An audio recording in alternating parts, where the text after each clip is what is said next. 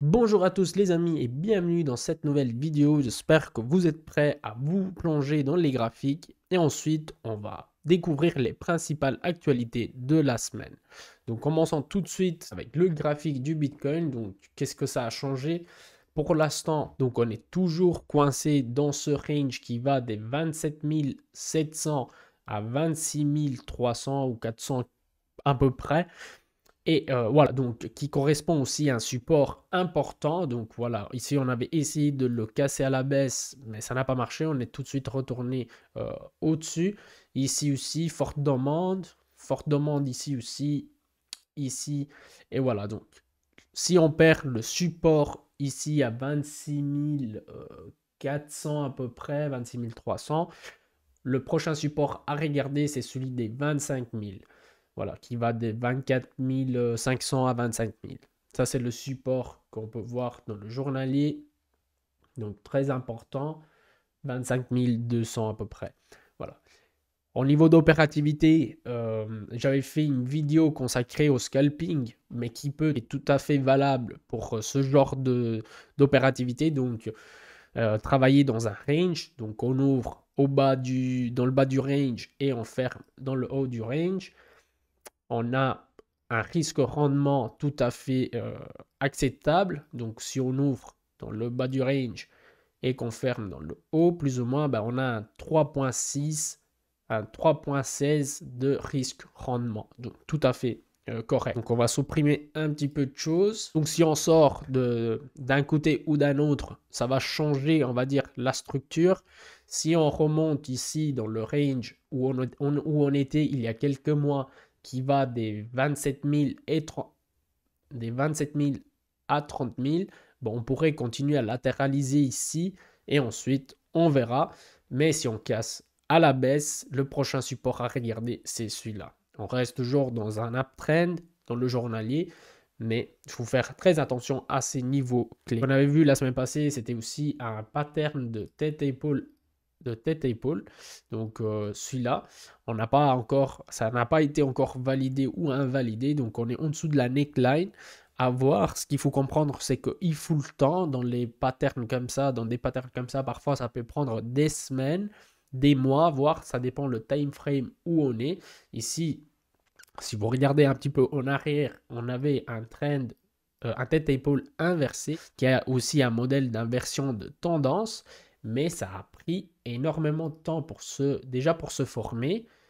Il a fallu, il a fallu 265 jours. Donc voilà. Je ne veux pas dire après, c'est différent, c'est un plus petit, donc on verra ce qui se passe. À ce moment-là, on prendra des décisions. Ensuite, pour ce qui concerne l'open interest qu'on avait vu la semaine passée, donc la construction de position. Donc, on peut voir qu'on est dans un range également. Donc, il y a de la construction et ça, c'est le range où on est avec le Bitcoin. Et ça, c'est le range, on va dire, qui latéralise aussi l'open interest. Donc, forcément, c'est, on va dire, assez logique parce que les traders jouent aussi dans le range. Et donc, à chaque fois qu'on est dans la partie baisse du range, on ouvre des positions longues, logiquement. Il y a peut-être quelqu'un qui veut anticiper le mouvement et il ouvre des positions short. Et ainsi de suite. Dans la partie haute, on ouvre des positions short. Et voilà, c'est pour ça que l'open interest, pour le moment, bah, il latéralise aussi. Et puis dans des ranges aussi petits, c'est très facile de liquider aussi, enfin de faire des mouvements, de faire bouger le prix en sorte que ça va aller liquider les traders qui utilisent des positions, qui utilisent beaucoup d'effets de levier.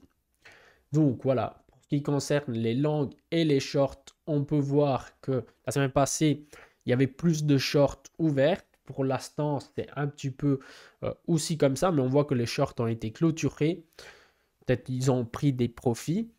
Donc pour l'instant, les longues commencent un petit peu à se construire, mais il n'y a rien, vraiment rien de exceptionnel. Donc on n'a pas une direction nette. Et voilà, ça c'est pour ce qui concerne l'analyse du Bitcoin d'aujourd'hui.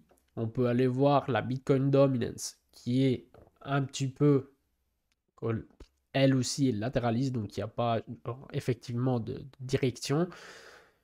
Et ensuite, on peut voir la total market cap qui a pris un petit coup et on a, on va dire, quasiment le même pattern. Ça ressemble énormément au graphique du Bitcoin. On dirait que c'est presque le même. Et voilà, donc prochain support à regarder, c'est celui-là. 1 trillion 4, 0,4. Si on veut aller regarder Ethereum, on est un petit peu dans la même situation. Je ne vous cache pas, je fais des trades dans ce range ici. Si ça vous intéresse, vous pouvez regarder la vidéo consacrée au scalping. Je trouve ça très intéressant pour un début. Et voilà. Dernière chose avant de passer aux nouvelles, c'est j'ai acheté un indicateur qui peut nous aider dans le Forex. Donc je vais l'étudier cette semaine et je vais l'implémenter avec une stratégie.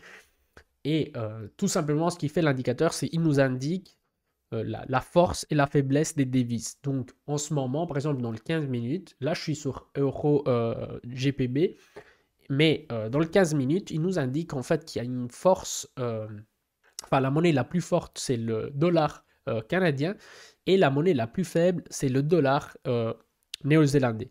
Donc qu'est-ce qu'on va faire pour chercher un trade, vu qu'on a plus de possibilités, on va chercher dollar canadien et dollar néo-zélandais. Normalement, le graphique devrait monter. Et voilà, c'est ce qui fait en fait dans le time frame à 15 minutes, on a eu une montée. Je vais l'intégrer avec une stratégie. Donc on a plus de probabilité, il nous dit les time frames aussi. Donc on a plus de probabilité sur le 15 minutes, 1 heure. Non, dans l'1 heure, par exemple, le dollar canadien, il est moins fort. Et dans le journalier, les deux sont forts. Donc on a plus de probabilité dans le 15 minutes. Mais bon, bref, c'était un truc que je voulais partager avec vous. On va voir comment on peut l'implémenter. Peut-être je vous en parlerai dans une autre vidéo. Ensuite, on va passer aux nouvelles. La première nouvelle, enfin, c'est pas en fait une nouvelle, mais c'est pour vous expliquer quelque chose.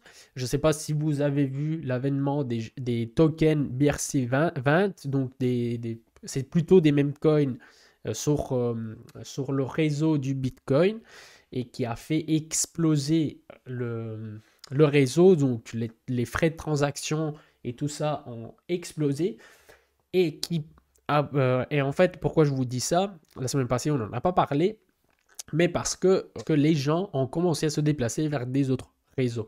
Et sur ces réseaux, il y a Solana et Polygon aussi. Donc, on a vu une énorme augmentation d'adresses sur Solana, ce que je trouve intéressant à vous partager. Et donc, avec un autre site que je vous conseille, si vous voulez regarder des trucs comme ça, c'est Artemis, un truc comme ça. Je vais vous le mettre ici en description peut-être. Et en gros, bah, on peut voir les adresses, beaucoup de choses. Et en fait, regardez, adresse active. On a Solana à la 3e place avec 514 000 adresses. Donc on est passé de à peu près 250 000 adresses journaliers à 515 000. Donc ça a doublé les adresses actives sur Solana. Et aussi Ethereum a eu quelques problèmes. Voilà, le site s'appelle Artemis. Donc vous pouvez regarder un petit peu de données on-chain comme les transactions, les adresses et de quasiment toutes les principales, mais même il y en a beaucoup de crypto-monnaies. Ensuite on passe à autre nouvelle qui concerne Coinbase. De moins en moins de USA. Coinbase étant ses services à Singapour. Coinbase étant ses services de staking à Singapour, se concentrant de plus en plus sur l'internationalisation de l'échange. Un mot très compliqué à dire pour moi. Donc la bourse de Coinbase élargit de plus en plus sa gamme de services à l'international. Ce cycle est venu à Singapour pour renforcer sa présence mondiale et en réponse directe aux régulateurs aux États-Unis, où la société est basée. Le message est que le monde avance avec ou sans les États-Unis et nous sommes très déterminés en tant qu'entreprise mondiale à continuer d'aller de l'avant avec l'expansion internationale, a déclaré Hassan Ahmed, directeur national pour Singapour chez Coinbase. Donc Coinbase a reçu l'approbation en tant qu'établissement de paiement de l'autorité monétaire de Singapour en octobre de l'année dernière. Plus récemment, cependant, la société a obtenu une licence pour exploiter une bourse parallèle, donc Coinbase International Exchange, à partir des Bermudes, où elle prévoit de proposer le trading de produits dérivés. Bon, ce que je trouve intéressant, c'est que jusqu'à un quart des utilisateurs considèrent les crypto-monnaies comme l'avenir de la finance, à égalité avec les États-Unis, et dépasse le 17% enregistré dans une enquête équivalente au Royaume-Uni. 32% supplémentaires des Singapouriens possèdent déjà ou possédaient des crypto-monnaies, tandis que plus de la moitié de ces personnes prévoient d'échanger ou de détenir des cryptos cette année. Voilà, au milieu de ce que pourrait sembler être une mer de sentiments pessimistes, nous voyons certainement émerger beaucoup de résilience pour les consommateurs singapouriens et les utilisateurs crypto, a souligné Ahmed. Le cycle d'adoption continue de se dérouler sans interruption. Ensuite, Visa continue d'expérimenter des solutions sur Ethereum. Visa a récemment publié un rapport sur ses résultats de développement de solutions sur Ethereum avec la norme RC 4337. Mis à part sur Ethereum, la norme RC 4337, Account Abstraction, a permis à Ethereum de développer des portefeuilles programmables qui n'ont donc pas besoin d'être authentifiés via des clés privées, mais à leur place des données biométriques ou d'autres dispositifs pour autoriser les transactions. Sans être précis, ces portefeuilles RC 4337 envoient une transaction appelée User Operation, attribuable à l'action des traditionnels comptes appartenant à l'extérieur. En gros, en fait, ils sont en train de trouver des solutions pour apporter le maximum de utilisateurs et que ça soit moins complexe, parce que pas tout le monde veut aller avoir un wallet avec des clés privées s'ils perdent leur fonds. Donc ils sont en train de développer des méthodes de paiement pour voilà, je vais vous tenir au courant sur cela. En ce sens, Visa a mis en place des accords Paymaster permettant aux utilisateurs d'éviter de payer des frais de transaction si un tiers, tel qu'un processeur de paiement numérique, est prêt à les couvrir. Il vise donc à réduire l'impact dans les transactions, dans ce scénario gratuit par exemple, tout en favorisant l'adoption massive du protocole et en éliminant une barrière à l'entrée élevée. La deuxième expérience, cependant, se concentre sur l'utilisation des stablecoins et d'autres tokens pour couvrir les frais. Dans ce cas, le processeur de paiement paye les frais en Ethereum, mais reçoit un changement de l'équivalent dans une autre crypto. Par exemple, Tether, l'USDT ou USDC. En pratique, un utilisateur qui n'a que le USDC et qui souhaite payer un marchand pour un produit n'aura plus besoin d'emporter des tokens de la chaîne native avec lui. Donc voilà, c'est tout simplement pour simplifier l'adoption, ainsi pour pousser les gens à utiliser cela et que ça ne soit pas trop compliqué. Donc par exemple de changer des USDC en Ethereum pour payer les frais et tout ça. Donc voilà, chapeau.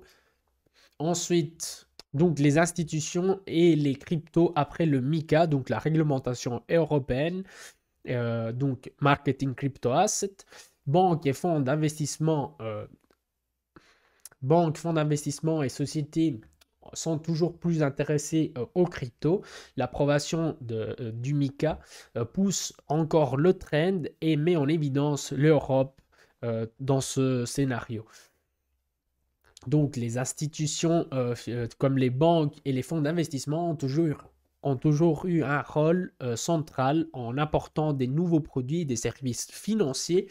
Et les cryptos, pour devenir mainstream, doivent nécessairement passer par cela aussi.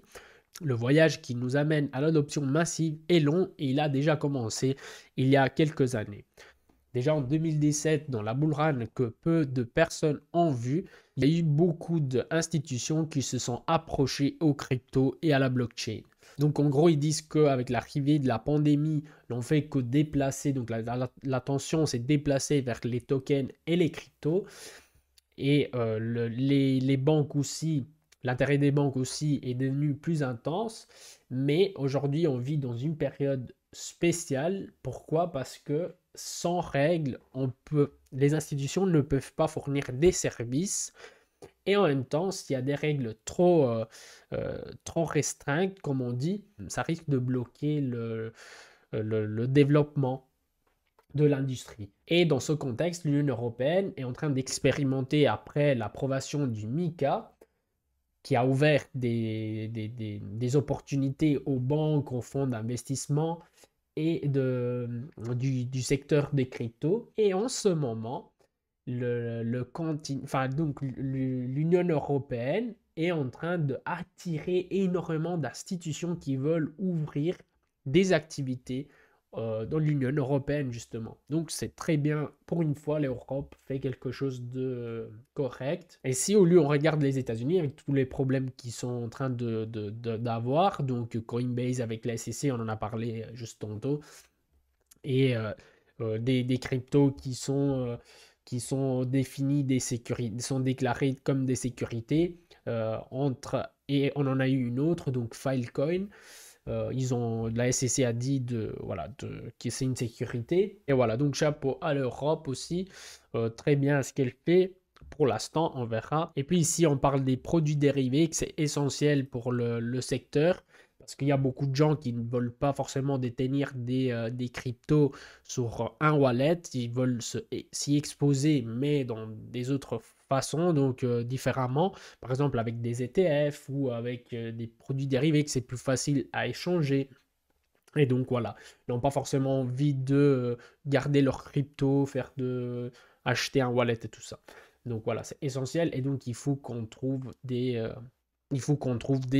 solutions aussi à ça. Donc que le marché, le secteur soit en croissance, même dans les produits dérivés. Et ça, c'est des services que les banques peuvent donner, donc des ETF, des fonds d'investissement et tout ça. Donc voilà. Ensuite, on va terminer parce que ça va être long. Donc avec ce qui s'est passé avec Ledger. Donc c'est un nouveau service lancé par Ledger, ça s'appelle Ledger Recover.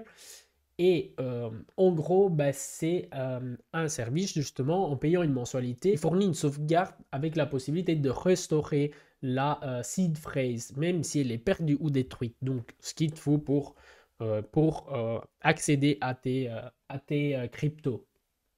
Le problème, c'est que la sauvegarde est effectuée dans le cloud en fragmentant la seed phrase en 3 parties et donc en téléchargeant les fragments sur 3 serveurs en ligne pour utiliser le service. Un KYC est requis afin d'assurer que seul le propriétaire peut récupérer la seed phrase. Et le paiement donc est en payant un truc mensuel. Cela a suscité une double panique. Tout d'abord, cela va à l'encontre de la notion d'autoconservation, car une composante de confiance envers le tiers s'instaure dans la gestion des clés privées. Deuxièmement, beaucoup craignent qu'il y a une porte dérobée, donc une backdoor dans le firmware qui permet à Ledger, donc potentiellement aussi à des tiers, d'accéder à tout moment à la phrase de départ de l'utilisateur. Pour ne pas vous lire tout le bazar, ça ne change rien, parce que si Ledger, en fait, c'est juste une question de confiance. C'est ça qui est malheureusement pas top. Parce que si vous faites confiance à Ledger, bah ça va. Dans le cas où vous faites le service ou vous ne le faites pas, vous accédez au service ou vous ne le faites pas, ça change rien. Si Ledger avait vraiment voulu faire quelque chose de mauvais, en fait, ils auraient pu mettre une backdoor. Donc, peu importe, c'est juste une question de confiance. Parce que c'est déjà, Ledger, c'est pas open source, donc c'est pas vérifiable. On peut pas le vérifier. Et donc voilà, soit choisir un wallet de open source, donc tout le monde peut aller vérifier, donc vérifier s'il y a vraiment effectivement une backdoor, soit en fait, bah voilà, en gros, ça change pas grand chose. Voilà les amis, pour aujourd'hui c'est tout. Ça a été un peu plus long que d'habitude, mais il y avait vraiment beaucoup de choses à dire et il y aurait encore beaucoup de choses à dire, mais on va faire peut-être une vidéo au milieu de la semaine prochaine. Laissez un like si la vidéo vous a plu, commentez si vous avez des questions et abonnez-vous si vous ne l'avez pas encore fait. À la prochaine.